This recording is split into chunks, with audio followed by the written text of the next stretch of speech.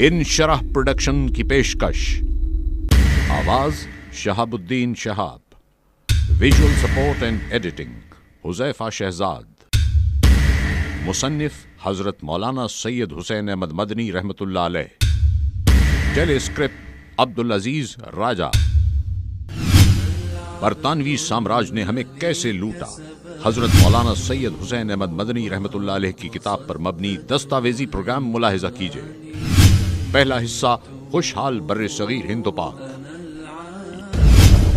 ये खित्ता खुशहाल था, यहाँ दौलत की फरावानी, सनत व हिरफत उरूज पर थी, लोग तालीम याफ्ता थे, उनका अखलाक व किरदार दुनिया के लिए मिसाल था। दूसरे हिस्से में आप देखेंगे अंग्रेज की आमद का पस मंजर।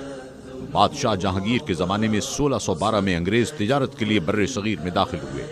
1690 में कलकत्ता, मुंबई और मद्रास ईस्ट इंडिया कंपनी ने 3 अहम तरीन बंदरगाहों पर कब्जा कर लिया। तीसरे हिस्से में आप मुलाहिजा करेंगे अंग्रेज के हाथों बर्रे सगीर की माली बर्बादी, लूट खसोट का बाजार गर्म किया। ईस्ट इंडिया कंपनी के जरिए अंग्रेज ने तसल्लुत कायम करने के लिए सहरुखी हिकमत अमली अख्तियार की। हिकमत अमली का पहला दौर तसल्लुत बजरिया तिजारत, हिकमत अमली का दूसरा दौर तसल्लुत बजरिया इताअत बिल जब्र, हिकमत अमली का तीसरा दौर तसल्लुत बजरिया डिप्लोमेसी। और चौथे हिस्से में देखिए जरी बर्बादी, कसरत पैदावार की जगह किल्लत ने ले ली, जमीन चटक गई, खेत वीरान और काश्तकार बदहाल हुए। आम आबादी कहत और गरानी की वजह से करोड़ों की तादाद में मरने लगी। सारी दुनिया में 1000 सालों के दौरान जंगों का जानी नुकसान बर्रे सगीर में 150 सालों में कहत से मरने वालों से बहुत ज्यादा था। और 5वां हिस्सा मुश्तमिल है सनती और तिजारती बर्बादी की दास्तान पर। मकामी सन्नाओं, दस्तकारों और कारीगरों को तबाह कर दिया। दस्तकार और ताजिर अखलाकी जराइम, डाका जनी और चोरी चकारी में मुब्तला हुए। छठा हिस्सा, अखलाकी बर्बादी। इंग्लिस्तान से तमाम छटे हुए बदमाश और बदकार गुंडे बर्रे सगीर लाए जाते। अंग्रेज का गुमाश्ता बनिया लूटता है। 60 रुपए माहवार का मुलाजिम बनिया 3 करोड़ 20 लाख रुपए कमाता है। 7वें हिस्से में तालीमी बर्बादी के बारे में हकायक जानिए। अंग्रेज ने मकामियों की जहानत बर्बाद कर डाली। लॉर्ड मैकाले का मोहलिक वॉर 90% तालीम याफ्ता तबके को एक ही रात में जाहिल और अनपढ़ बना दिया। 8वें हिस्से में देखिए मुनाफिरत की चिंगारियां। तकसीम करो, आपस में लड़ाओ, हुकूमत करो। अपने मफाद और खुदगर्जी की खातिर निफाक डलवाया और एक दूसरे से लड़ाया। कई मजाहिब और फिरके ईजाद किए, कुछ तो खून का बाजार गर्म किया। नहीं मिन्नत कशे ताबे शुनीदन दास्तां मेरी, खामोशी गुफ्तगू है, बेज़बानी है ज़बां मेरी। इस दस्तावेजी प्रोग्राम के लिए जितनी मालूमात, हकायक और आदाद शुमार पेश किए गए हैं वो सारे के सारे ब्रिटिश रिसोर्सेज से हासिल किए गए हैं। पेशकश अब्दुल अजीज राजा, Huzaifa Shahzad. A presentation of In Sharah Productions.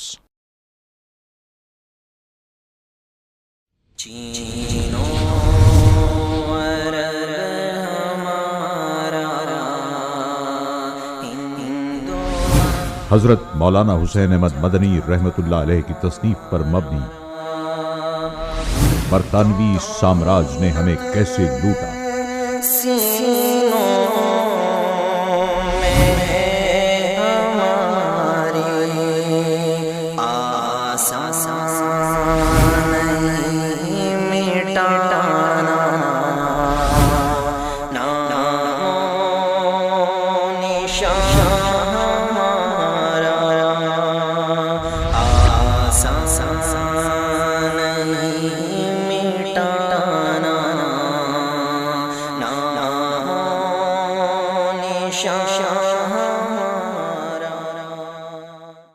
मौजूदा पाकिस्तान, भारत और इर्द गिर्द के इलाके इंतहाई पसमानदा थे।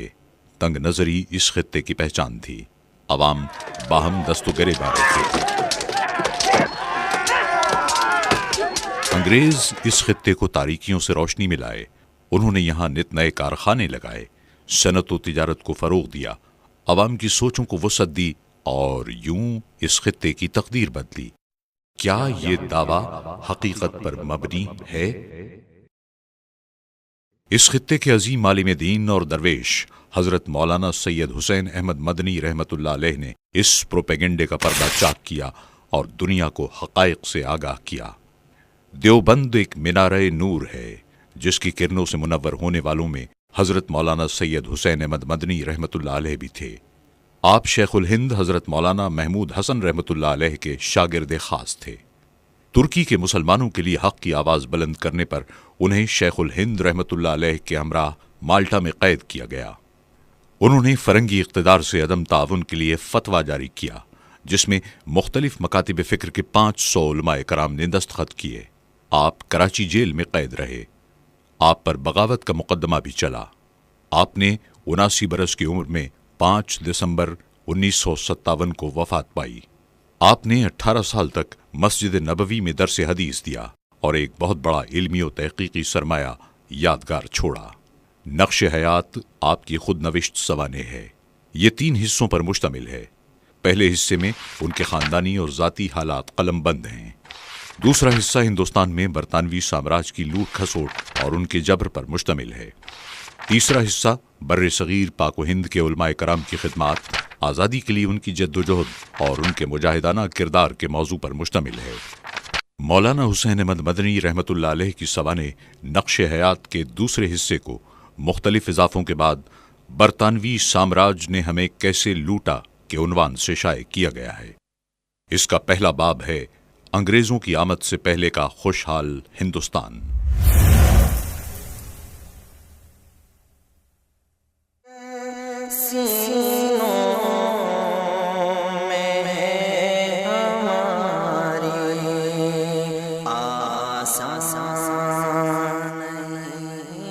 چیمبرز انسائکلوپیڈیا میں درج ہے، صدیوں تک ہندوستان اپنی دولت مندی کی وجہ سے مشہور رہا۔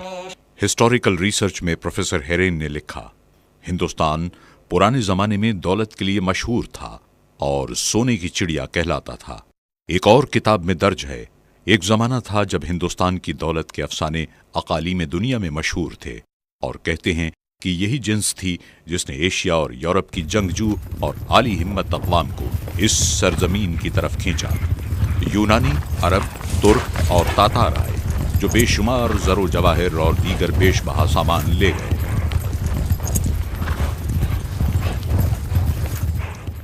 اکبر اعظم نے ہندوستان کو اپنا گھر قرار دیا اور پھر ہندوستان کی دولت ہندوستان ہی میں رہی۔ 1773 میں تقریباً 1000 اقسام کے سکے کم و بیش تمام ملک میں جا بجا رائج تھے۔ طلائی مہریں یعنی اشرفیاں 139 اقسام، طلائی ہن جو پگوڑا بھی کہلاتے تھے 61 اقسام، نقرئی روپے 556 اقسام کے تھے۔ شہنشاہ اکبر کے زمانے میں سونے کے سکے مہر شاہی 102 تولے سونا، آج کل کے حساب سے 1 کلو گرام سے زائد۔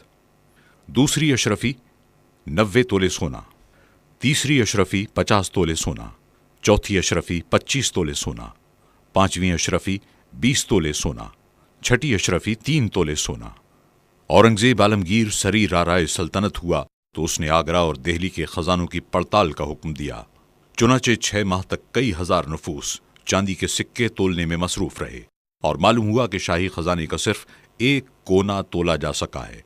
اشرفیوں اور جواہرات کی نوبت ابھی تک نہیں آئی، چنانچہ اورنگزیب فوراً اس مہم کو بند کرا کے دکن کی مہم پر چلا گیا۔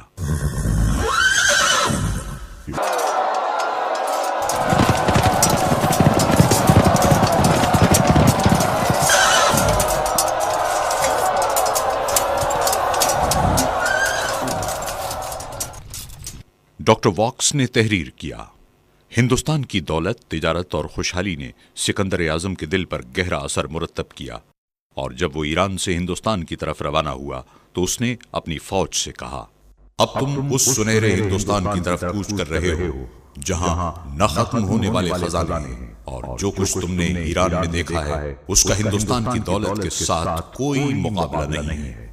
مقریزی نے کتاب الخطط میں لکھا ہے، شہنشاہ محمد تغلق ہر سال کپڑوں کے 2 لاکھ جوڑے اور فوجیوں کے علاوہ 10,000 گھوڑے رعایا میں تقسیم کرتے تھے۔ روزانہ 20,000 افراد شاہی مہمان خانے میں 2 وقت کھانا کھایا کرتے تھے۔ ہر روز 200 علماء بادشاہ کے ساتھ کھانا کھاتے تھے۔ دہلی شہر میں عام رعایا کے لیے 70 شفا خانے تھے۔ مسافروں کے لیے 2,000 مسافر خانے بنے ہوئے تھے اور 1,000 مدرسے تھے۔ مغل بادشاہ جہانگیر نے اپنی خود نوشت سوانح تزک جہانگیری میں لکھا، میں سال میں 2 بار اپنا وزن کرتا ہوں، اول شروع سال شمسی میں، دوبارہ قمری میں، اور نقد اور سامان اپنے تلنے کا الگ تحویل داروں کو دیتا ہوں کہ فقراء اور حاجت مندوں میں تقسیم کر دیں۔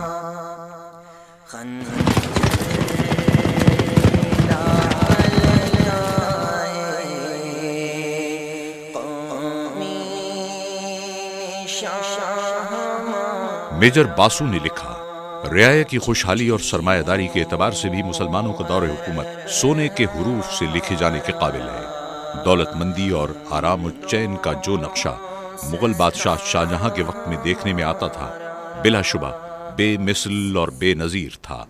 میجر باسو نے ایک اور جگہ تحریر کیا ہے، بنگال کے جگت سیٹھوں کا کاروبار بینک آف انگلینڈ کے برابر پھیلا ہوا تھا، جو کہ انگلستان کا سب سے قدیم اور بڑا بینک ہے، اور بقول انگریز کپتان الیگزینڈر ہیملٹن سورت کے تاجر عبد الغفور کا سرمایہ ایسٹ انڈیا کمپنی کے برابر تھا۔ انہی وجوہ کی بنا پر لارڈ کلائیو نے ہندوستان کی دولت کو لازوال دولت کہا تھا۔ زار روس پیٹر اعظم نے اپنی وصیتوں میں حکومت کو ہدایت کی تھی کہ وہ ہندوستان پر قبضہ کر کے سونا چاندی حاصل کرے۔ فاہین کے مشہور چینی سیاح جو فاہان کے نام سے موسوم تھے، اپنے سفر نامے میں لکھتے ہیں، یہاں کی رعایا نہایت خوشحال اور فارغ البال ہے، انہیں کسی قسم کا مالیہ یا محصول ادا نہیں کرنا پڑتا۔ نکوٹی کانتی مشہور انگریز نے اپنے سفر نامے میں لکھا ہے، گنگا کے کنارے بڑے بڑے اور نہایت خوبصورت شہر آباد ہیں، شہروں کے باہر نہایت خوبصورت کھیت لہرا رہے ہیں، یہاں گویا سونے کے دریا بہہ رہے ہیں، موتی اور جواہرات کی بھی کوئی انتہا نہیں۔ اس خطے کی مختلف تواریخ میں درج ہے کہ 1772 میں صرافوں کی دکانوں پر اور شہروں میں اشرفیوں اور روپے کے ایسے ڈھیر لگے ہوئے تھے جیسے منڈیوں میں اناج کے ڈھیر ہوتے ہیں۔ ہندوستان کو پرانے زمانے میں جنت نشان کے لقب سے یاد رکھا جاتا تھا، مگر خدا جانے اس بے شمار دولت کو زمین کھا گئی یا آسمان اچک لے گیا یا آندھی اڑا لے گئی۔ افسوس کہ ہندوستان کی بد نصیبی اور بدقسمتی نے وہ دن دکھایا کہ جنت نشان ملک یورپین اقوام اور بالخصوص برطانوی قوم کے ہاتھوں جہنم نشان بن کر رہ گیا۔ قدرت نے ہندوستان کو بہت زرخیز ملک بنایا، اس میں ہر قسم کے اناجوں کی کاشت اور پیداوار کے طرح طرح کے ذرائع مہیا کر دیے ہیں، جن کی وجہ سے زمانہ قدیم سے یہاں وافر غلہ پیدا ہوتا ہے اور یہاں کے باشندے ہمیشہ خوشحال اور فارغ البال رہتے تھے۔ ملک کے تمام باشندے قحط اور کال کے لفظوں سے عموماً ناواقف تھے۔ انگریزوں کے اقتدار سے پہلے غلہ یہاں بہت سستا تھا۔ سر ایلیٹ ڈاوسن تاریخ ہند جلد 3 میں شہنشاہ محمد تغلق مرحوم کے زمانے کا بھاؤ ان الفاظ میں لکھتا ہے، گندم فی من پختہ 9 آنے، شالی دھان فی من پختہ 6.25 آنے، چاول فی من پختہ 9 آنے، چنا فی من پختہ 3 آنے، شکر سفید فی من پختہ 3 آنے، مصری فی من پختہ 3 روپے 12 آنے، بیل فربا فی راس 2 روپے، بکری فربا فی راس 1 روپیہ، بھینس فربا فی راس 2 روپے، مرغ آدھا آنے، بکری کا گوشت آدھا آنے۔